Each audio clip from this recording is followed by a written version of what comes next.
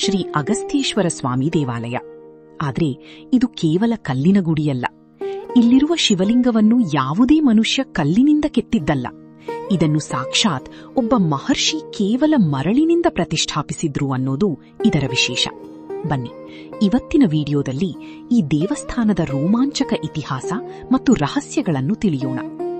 ಈ ದೇವಾಲಯದ ಕಥೆ ಶುರುವಾಗೋದು ಕೃತಯುಗದಲ್ಲಿ. ಸಪ್ತರ್ಷಿಗಳಲ್ಲಿ ಒಬ್ಬರಾದ ಅಗಸ್ತ್ಯ ಮಹರ್ಷಿಗಳು ಈ ಪವಿತ್ರ ಸಂಗಮದಲ್ಲಿ ಶಿವಲಿಂಗವೊಂದನ್ನು ಪ್ರತಿಷ್ಠಾಪಿಸಬೇಕು ಅಂತ ಸಂಕಲ್ಪ ಮಾಡ್ತಾರೆ. ಅದಕ್ಕಾಗಿ ಕಾಶಿಯಿಂದ ದಿವ್ಯಲಿಂಗವನ್ನು ತರಲು ತಮ್ಮ ಶಿಷ್ಯನಾದ ಆಂಜನೇಯನನ್ನು ಕಳುಹಿಸಿಕೊಡ್ತಾರೆ. ಆದರೆ ಪ್ರತಿಷ್ಠಾಪನೆಗೆ ನಿಗದಿಪಡಿಸಿದ್ದ ಶುಭ ಮುಹೂರ್ತ ಹತ್ತಿರ ಬಂದರೂ ಹನುಮಂತ ವಾಪಸ್ ಬರೋದಿಲ್ಲ. ಮುಹೂರ್ತ ಮೀರಿ ಹೋಗಬಾರದು ಅನ್ನೋ ಕಾರಣಕ್ಕೆ ಅಗಸ್ತ್ಯ ಮುನಿಗಳು ಕಾವೇರಿ ನದಿಯ ಮರಳನ್ನು ತಂದು ಅದಕ್ಕೆ ಪವಿತ್ರ ಗಿಡಮೂಲಿಕೆಗಳನ್ನು ಬೆರೆಸಿ ತಮ್ಮ ಕೈಯಾರಿ ಒಂದು ಸುಂದರ ಲಿಂಗವನ್ನು ಸೃಷ್ಟಿಸಿ ಪ್ರತಿಷ್ಠಾಪನೆ ಮಾಡಿಬಿಡ್ತಾರೆ. ಸ್ವಲ್ಪ ಸಮಯದ ನಂತರ ಕಾಶಿಯಿಂದ ಲಿಂಗವನ್ನು ಹಿಡಿದು ಬಂದ ಹನುಮಂತನಿಗೆ ಕೋಪ ಮತ್ತು ಬೇಸರವಾಗತ್ತೆ. ತಾನು ತಂದ ಲಿಂಗವನ್ನೇ ಪ್ರತಿಷ್ಠಾಪಿಸಬೇಕೆಂದು ತನ್ನ ಬಾಲದಿಂದ ಈ ಮರಳಿನ ಲಿಂಗವನ್ನು ಕಿತ್ತೊಗೆಯಲು ಪ್ರಯತ್ನಿಸ್ತಾನೆ. ಆದರೆ ಸಾಕ್ಷಾತ್ ಶಿವನ ಶಕ್ತಿ ಅದನ್ನ ಕದಲಿಸೋಕೆ ಬಿಡಲ್ಲ. ಆ ತೀವ್ರ ಬಲಪ್ರಯೋಗದಿಂದಾಗಿ ಲಿಂಗದ ಮೇಲ್ಭಾಗದಲ್ಲಿ ಒಂದು ಸಣ್ಣ ಹಳ್ಳ ಬಿದ್ದಿದೆ. ಇವತ್ತಿಗೂ ನೀವು ಆ ಗುರುತನ್ನು ನೋಡಬಹುದು. ವಿಶೇಷ ಅಂದ್ರೆ ಆ ಹಳ್ಳದಿಂದ ನಿರಂತರವಾಗಿ ಪವಿತ್ರ ಜಲ ಒಮ್ಮಿ ಬರುತ್ತಿರುತ್ತದೆ. ಪುರಾಣಗಳನ್ನು ಬದಿಗಿಟ್ಟು ಇತಿಹಾಸದ ಪುಟಗಳನ್ನು ತಿರುವಿದ್ರೆ ಈ ದೇವಾಲಯ ದಕ್ಷಿಣ ಭಾರತದ ಮಹಾನ್ ಸಾಮ್ರಾಜ್ಯಗಳ ವೈಭವಕ್ಕೆ ಸಾಕ್ಷಿಯಾಗಿದೆ.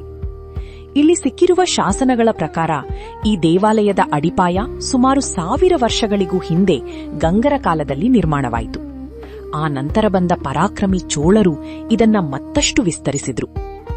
12 ಮತ್ತು 13ನೇ ಶತಮಾನದಲ್ಲಿ ಕಲ್ಲಿನ ಕೆತ್ತನೆಗೆ ಹೆಸರಾದ ಹೊಯ್ಸಳರು ತಮ್ಮ ಅದ್ಭುತ ಕಲಾಚಾತುರ್ಯವನ್ನು ಇಲ್ಲಿ ತೋರಿಸಿದ್ರು.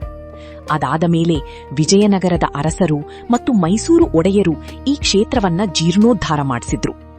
ನದಿಯ ತೀರದಲ್ಲಿದ್ದ ಈ ತಾಣವು ಕೇವಲ ಧಾರ್ಮಿಕ ಕೇಂದ್ರವಾಗಿರದೆ ಆ ಕಾಲದ ದೊಡ್ಡ ಆರ್ಥಿಕ ಮತ್ತು ಸಾಂಸ್ಕೃತಿಕ ಕೇಂದ್ರವಾಗಿತ್ತು ಅನ್ನೋದಕ್ಕೆ ಇಲ್ಲಿನ ರಾಜಶಾಸನಗಳೇ ಸಾಕ್ಷಿ.